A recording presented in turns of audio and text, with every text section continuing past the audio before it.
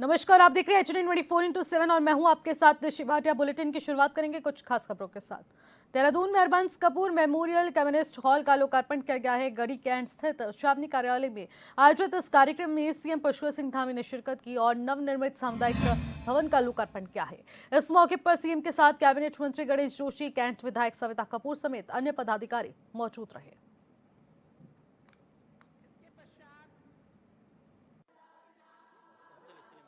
सेना का आभार व्यक्त करता हूं, जिन्होंने अपने अदम्य साहस से, पराक्रम से, वीरता से और रणनीति से पाकिस्तान को घुटने टेकने पर मजबूर कर दिया।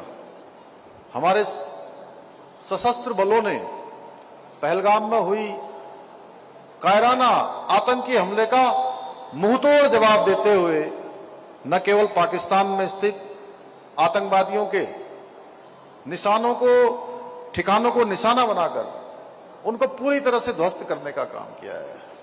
और ये जो हमारी सेना कर रही है, हमारी सेना एक नया इतिहास लिख रही है कि उन्हीं के सीमा के अंदर जाकर उन्हीं के अड्डों को पूरी तरह से नेस्तनाबूद करने का काम भारत के इतिहास में नई परिपाटी आई है। हमारी सेना इस प्रकार से घुसकर जो है उनको मुंहतोड़ जवाब दे रही है और उनके मनोबल को पूरी तरह से चकनाचूर करने का काम कर रही है।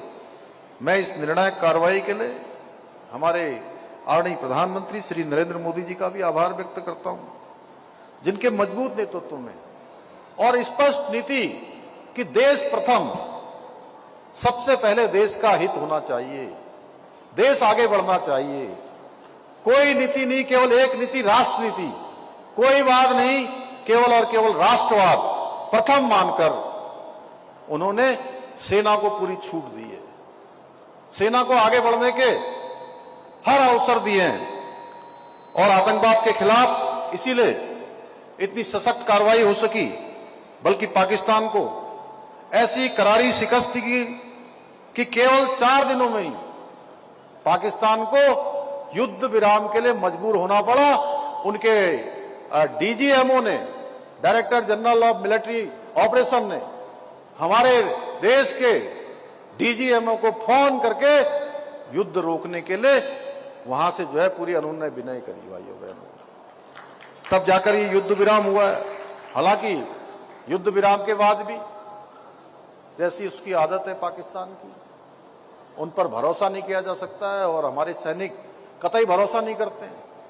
आप सब जानते हैं, चूंकि मैं भी एक सैनिक परिवार का सदस्य हूं, इस नाते पाकिस्तान के बारे में हम यही कह सकते हैं कि दुर्जन स्वस्व भावेन पर कार्य विनश्यति नोदर तृप्ति मायाति मूसक वस्त्र भक्षक।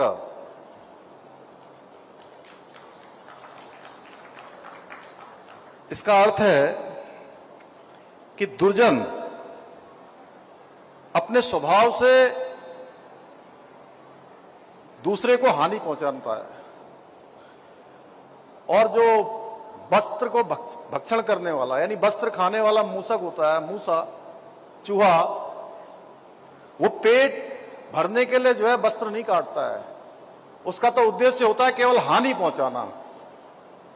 आदत होती है हानि पहुंचाने की, नए नए वस्त्रों को काट देती है। आप सबके घर में भी होता होगा, सबके यहां होता है। और पाकिस्तान भी एक ऐसा देश है जो सम्मान का जो घी है वो हजम नहीं उसको हो रहा है। और जो ताजा हालात है, भारत ने बड़ा दल दिखाया है, क्योंकि मोदी जी ने हमेशा कहा है कि हम मानवता के लिए काम करते हैं। और हमारे देश की जो संस्कृति रही है कि अयम निजम परोवेति गणना लघु चेतसाम उदार चरित्रा नाम वसुधैव तु कुटुंबकम, यानी कि हम छोटे बड़े का भेद नहीं करते, तेरे मेरे का भेद नहीं करते हैं, पूरे संसार को अपना घर मानते हैं, पूरे प्राणी मात्र की चिंता करते हैं, पूरे संसार की चिंता करते हैं। उस आधार पर भारत की सरकार काम करती है। और यहां पर मैं बात इसलिए कह रहा हूं कि इस देहरादून से, ये पूरे उत्तराखंड से, देवभूमि से आज हमारे हजारों हजार योद्धा आज देश की सीमाओं पर देश की सुरक्षा में तैनात हैं। और हमारे प्रधानमंत्री जी ने जो निर्णय लिया, 4 दिन पूरी तरह से उनको ठीक करने के बाद हमारी सेनाओं ने जिस प्रकार से अपना साहस दिखाया, उसके बाद उनके ही अनुरोध पर यह ऑपरेशन रोका गया है भाइयों बहनों। और इसके पीछे देश का भी हित है, हमारे सैनिकों की सुरक्षा भी है और राष्ट्र प्रथम है, इस भावना के साथ काम किया गया है भाइयों बहनों। और 72 घंटे में जो पाकिस्तान के अंदर हुआ, पाकिस्तान की जनता ने उसको पूरी तरह से देखा, भारतीय सेना की हुंकार देखी और कॉमर्शियल प्लेनों की आड़ में छिपने वाले पाकिस्तान को देखकर महाभारत की याद आ गई कि महाभारत में भी कोई छिपा छिपा फिरता था। अगर आज का भारत 3 कदम कायदे से युद्ध में ले लेगा तो पाकिस्तान दुनिया के नक्शे से गायब हो जाएगा भाइयों बहनों। और पाकिस्तान के आस्तीन में आतंकवाद नहीं पल रहा है, बल्कि आतंकवाद के आस्तीन में पूरा पाकिस्तान पल रहा है। और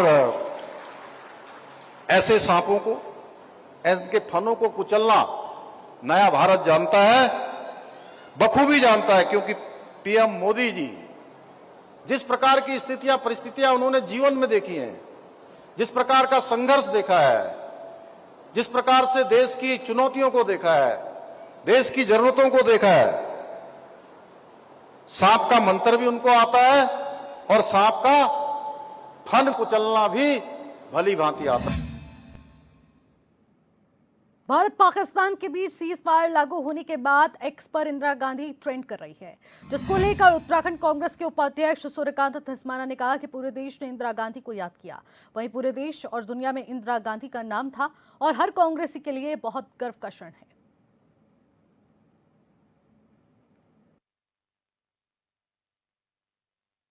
देखिए, कल भारत पाकिस्तान के बीच सीज फायर का ट्रंप के द्वारा एक्स पर पोस्ट करने के बाद सोशल मीडिया में जो सबसे ज्यादा ट्रेंड हुआ है वो इंदिरा गांधी ट्रेंड हुई है। पूरे देश ने कल इंदिरा जी को याद किया।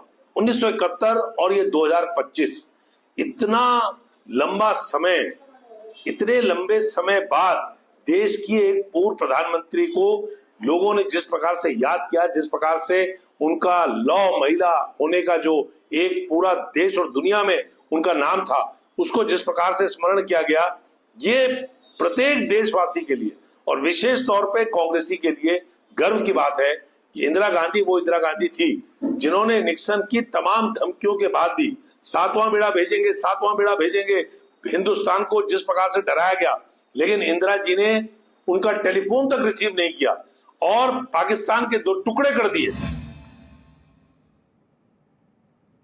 बीजेपी और कांग्रेस के बीच जातीय जनगणना के शेरे में अब सियासत गरमाने के बीच कांग्रेस के वरिष्ठ नेता और प्रदेश उपाध्यक्ष सूर्यकांत धस्माना का कहना है कि राहुल गांधी के संसद में जातीय जनगणना करवाए जाने वाले बयान पर पूरी बीजेपी ने उसके खिलाफ जहर घोलकर बाद में कांग्रेस और विपक्ष के दबाव में केंद्र सरकार ने यह निर्णय लिया है।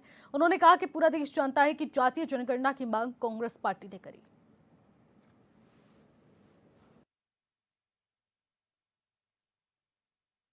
अरे, कांग्रेस का तो सबसे पहला स्टैंड यही था।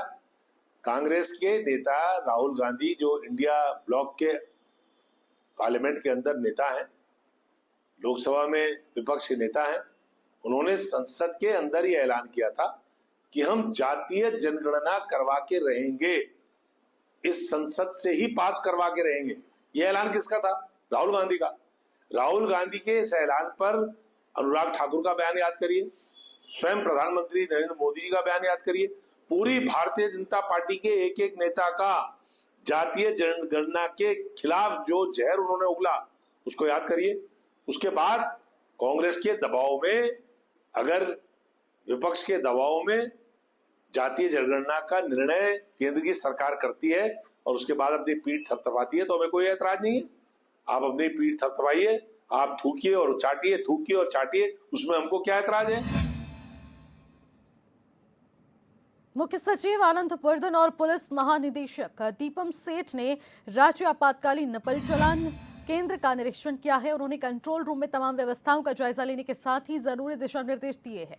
इस दौरान उन्होंने कहा कि किसी भी प्रकार की आपदा की स्थिति में राहत और बचाव कार्यों के दौरान सूचनाओं का आदान प्रदान करने में राज्य आपातकालीन परिचालन केंद्र की अहम भूमिका निभा रहा है।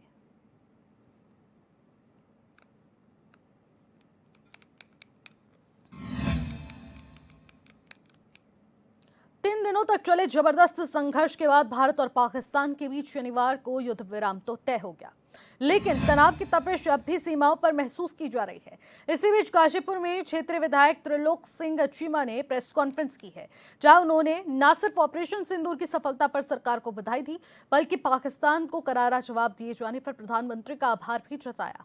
विधायक त्रिलोक सिंह चीमा ने कहा कि प्रेस कॉन्फ्रेंस के जरिए कि पहलगाम में निर्दोष नागरिकों की हत्या करने वाले आतंकियों को भारत ने मुंहतोड़ जवाब दिया है। टाइम थोड़ा जरूर लिया करनी होती है हमारे आर्म्ड फोर्स। देखिए, सबसे पहले मैं सभी हिंदुस्तान के नागरिकों को, सभी भाइयों को, बहनों को, बुजुर्गों को, बच्चों को ऑपरेशन सिंदूर की कामयाबी की बहुत बहुत बधाई देता हूं।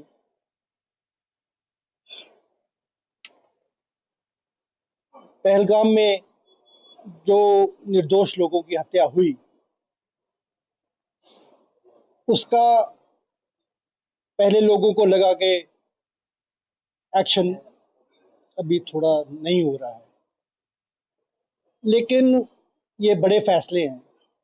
इसमें हमारे प्रधानमंत्री जी ने टाइम थोड़ा जरूर लिया, क्योंकि बहुत सारे फैसले लेने होते हैं, बहुत सारे डिसीजन लेने होते हैं, बहुत सारी मैनेजमेंट करनी होती है। हमारे आर्म्ड फोर्सेस है, नेवी है, एयरफोर्स है, सबको एक प्लेटफॉर्म पे लाना होता है, और बड़े सारे कंट्रीज हैं, उनको कॉन्फ्रेंस में लेना होता है, सबको सब एक पेज पे लाना होता है।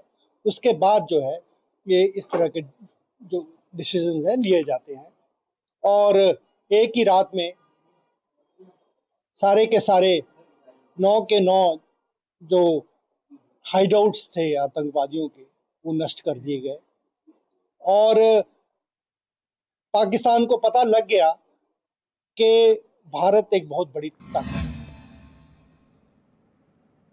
कानपुर से पूर्व विधायक कुंवर प्रणव सिंह चैंपियन और मौजूदा विधायक उमेश कुमार के बीच एक बार फिर से विवाद शुरू हो गया है। 2 दिन पहले लंडौरा में पास हुए दोनों के बीच विवाद को लेकर जहां पुलिस ने मुकदमा दर्ज कर अपनी जांच शुरू कर दी, तो वहीं बीजेपी कार्यकर्ताओं ने लंडौरा में मंडल अध्यक्ष अशोक पांडे के नेतृत्व में कानपुर विधायक उमेश कुमार का पुतला दहन किया।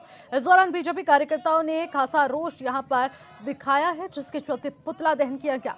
बीजेपी मंडल अध्यक्ष अशोक पांडे ने कहा कि विधायक होने के बावजूद उमेश कुमार ने पूर्व विधायक प्रणव सिंह चैंपियन पर हमला किया है, जिसको लेकर कार्यकर्ताओं में आक्रोश है। उन्होंने कहा कि उमेश कुमार ने जो वादे जनता के साथ किए थे वो वादे पूरे नहीं किए हैं, बल्कि अपनी गाड़ी में असामाजिक तत्वों को बैठाकर घूम रहे हैं और मनमानी कर रहे हैं, जिससे क्षेत्र की जनता बिल्कुल भी बर्दाश्त नहीं करेगी। उन्होंने विधायक उमेश कुमार को तत्काल रूप से बर्खास्त किए जाने की मांग की है।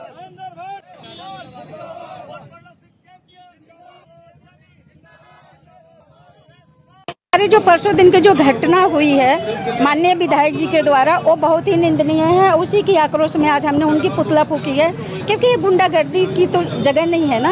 और वो भी तब जब देश इस हालात से गुजर रही है, जंग लड़ रही है हमारी देश। हम उन्होंने संवेदनशीलता बिल्कुल भी नहीं है उनके अंदर कि हम क्या कर रहे हैं। अगर कल को कुछ और हो जाता तो हम क्या जवाब देते। देखिए, कल कि हमारे पूर्व विधायक जी जा रहे थे और इसके बाद में वर्तमान विधायक जी की गाड़ी निकल रही थी। एक दूसरे की गाड़ी की वजह से इनकी आपस में जो कुछ भी प्रॉब्लम में हुआ, इसका मतलब ये नहीं होता है कि उतर के ये कहना कि अब इसे मार दो, पत्थर चला दो, गुंडागर्दी कर दो। अब सबसे बड़ी महत्वपूर्ण बात मैं आपको बताऊं, उनकी 6 गाड़ियां उनके साथ चल रही थी। पूर्व विधायक के साथ में 2 गाड़ियां थी, ठीक। 6 गाड़ियों में आपके इतने आदमी थे, इतनी पुलिस थी। वीडियो बनी होगी, उस वीडियो को जारी कर दीजिए अगर आप सच है तो। मेरी तो सिर्फ यही मांग है कि आपके पास तो वीडियो होगी साहब, आप वो वीडियो को जारी कर दीजिए। सम्मानित पद पे हैं और मुझे आक्रोश और दुख इस बात की है कि सम्मानित पद पे होकर के आप जनता के अंदर क्या मैसेज देना चाहते हैं, गलत है। मैं इसी आक्रोश में आज जो पुतला दहन किया गया बीजेपी के द्वारा, और मैं इसी लेके सबसे पहले भाई साहब का बहुत बहुत धन्यवाद। हमने आज जो यहाँ के गुंडा विधायक हैं उमेश जी का पुतला फूका इसलिए क्योंकि पहले पत्थरबाज करते थे कोई और लोग। अब तक जब से हमारे विधानसभा में खानपुर के विधानसभा है ये विधायक बने हैं, अब इन्होंने पत्थरबाजों का काम खुद शुरू कर दिया है। सबके ऊपर तो पत्थर फेंक रहे हैं ये। अब एक देख लीजिए कि ये जो विधायक का पद है बहुत सम्मान का पद है, लेकिन इन्होंने जो कृत्य किया है परसों कि हमारे पूर्व विधायक आदरणीय कुंवर पड़ोसी चैंपियन में पत्थर फेंका है, पूरी जनता में पूरी विधानसभा में बहुत आक्रोश है और संगठन में भी आक्रोश है। संगठन ने कहा कि इनका जो भी करना है पहले इनका पुतला फूको, उसके बाद जो भी कानूनी कार्रवाई होगी की जाएगी। फिर मैं माननीय विधायक जी से भी कहना चाहता हूँ, विधायक जी आप जिस वादे पे विधायक बने थे खानपुर के, उसमें एक भी वादा तो आपसे पूरा नहीं हुआ, बल्कि आप उत्तर प्रदेश से कहीं से लाकर गुंडों को हमारे विधानसभा में गाड़ी में बिठाकर और पुलिस की डुप्लीकेट गाड़ियों में बिठाकर हमारे विधानसभा में घुमा रहे हैं। क्या ये विधानसभा में आप अपनी बाहुबली दिखाना चाहते हैं? बाहुबली यहाँ नहीं चलेगी। ये खानपुर विधानसभा बहुत शांत विधानसभा था और आप आकर जिस वादे पे आए थे उन वादों का ना पूरा करते हुए आप गुंडे यहाँ दिखाना शुरू कर दिए हैं। जो कि आप कहते हैं मैं ब्राह्मण हूँ, ऐसे ब्राह्मण होते हैं जिस तरह आप वादा करते हैं? क्या ब्राह्मण कभी पत्थरबाजी करता है?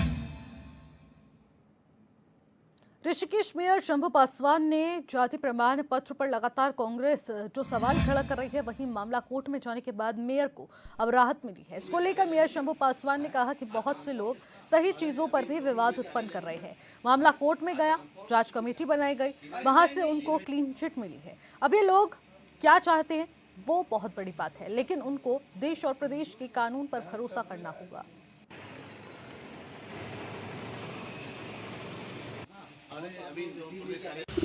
बहुत सारे लोगों का ये सोचना ही होता है कि सही भी चीज़ हो ना तो उस पर विवाद बनाते हैं, विवाद के जरिए रखते हैं। तो ये सब चीज़ बोलना ठीक नहीं है, पर कहीं ना कहीं ये जो लोग बोल रहे हैं ये ठीक नहीं है, क्योंकि जो संविधान है और जो चीज़ बना हुआ है उचित एक व्यवस्था है, सरकार का जो बना हुआ व्यवस्था है उसमें ना हमने छेड़खानी किया है ना किसी ने किया है। कोई भी चीज़ बनता है, कोई भी डॉक्यूमेंट, कोई भी पेपर बनता है तो एक व्यवस्था के तरीक़ा से बनता है। और जो लोग मूल रूप से रह रहे हैं, बहुत लंबे टाइम से रह रहे हैं, तो वो यहीं के हैं।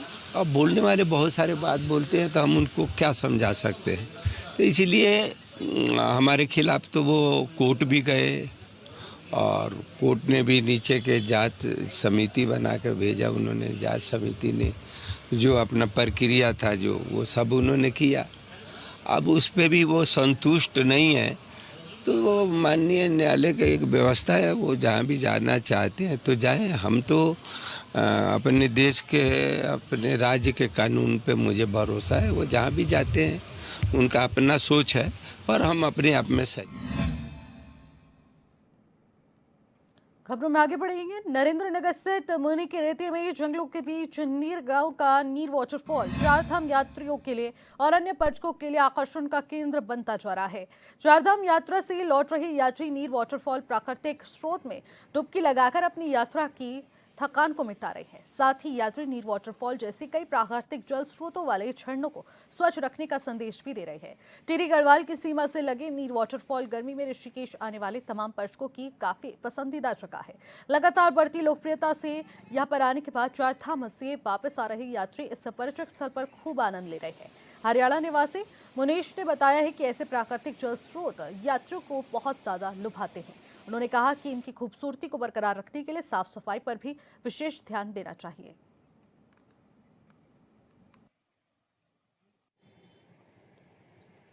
मेरा नाम मुनीश है, मैं जींद हरियाणा से आया हूँ। और इस जगह को साफ सफाई रखें और गंदगी ना फैलाएं, और ये जगह तभी जीवित रहेगी, साफ सफाई रखी जाएगी। और मैं पूरी फैमिली के साथ आया हूँ, मेरे को कोई दिक्कत परेशानी नहीं हुई यहाँ पे आने के बाद।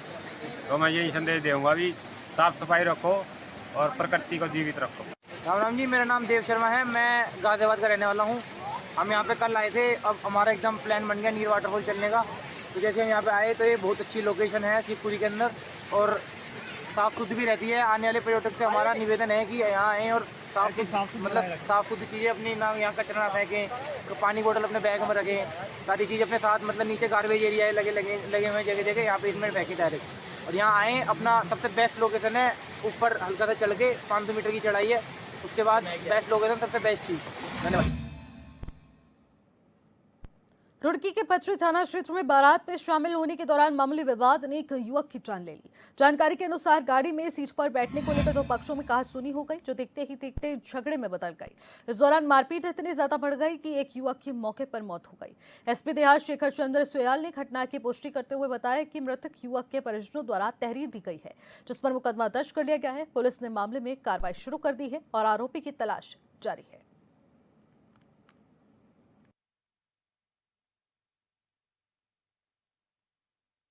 एक बारात जिसमें एक ही समुदाय के लोग थे, कुछ बताते हैं गाड़ी में कि मैं सीट में बैठने को लेकर आपस में झगड़ा हुआ, हाथापाई हुई है। तो अभी जो मुझे एसओ पत्री ने बताया, जिसमें एक व्यक्ति की वो ज्यादा घायल था तो उसकी डेथ हो गई। तो इमीडिएट हम मुकदमा कर रहे हैं। कोई कानून व्यवस्था की स्थिति सामान्य है, सिचुएशन अंडर कंट्रोल है, लेकिन डेथ होने की पुष्टि हुई है। हम जो नामजद होंगे उनके खिलाफ मुकदमा करके आगे की लीगल कार्रवाई करेंगे। 12 मई को मनाए जाने वाले बुद्ध पूर्णिमा स्नान पर्व को लेकर हरिद्वार पुलिस की तैयारियां शुरू हो गई हैं। वहीं पुलिस अधिकारियों ने रविवार को प्रेस ब्रीफिंग कर बताया है कि इस बार बुद्ध पूर्णिमा पर लाखों श्रद्धालुओं के हरिद्वार पहुंचने की संभावना है। चारधाम यात्रा के चलते ये संख्या और भी ज्यादा बढ़ सकती है। एसपी क्राइम जितेंद्र मेहरा ने बताया है कि भीड़ को सुव्यवस्थित ढंग से नियंत्रण करने के लिए श्रद्धालुओं की सुरक्षा सुनिश्चित करने के लिए विशेष प्लान तैयार किया गया है। शहर के मुख्य घाटों पर अतिरिक्त पुलिस बल की तैनाती की जाएगी। ड्रोन और सीसीटीवी कैमरों से निगरानी की जाएगी। साथ ही ट्रैफिक व्यवस्था को सुचारू बनाए रखने के लिए रूट डायवर्जन प्लान भी तैयार किया गया है।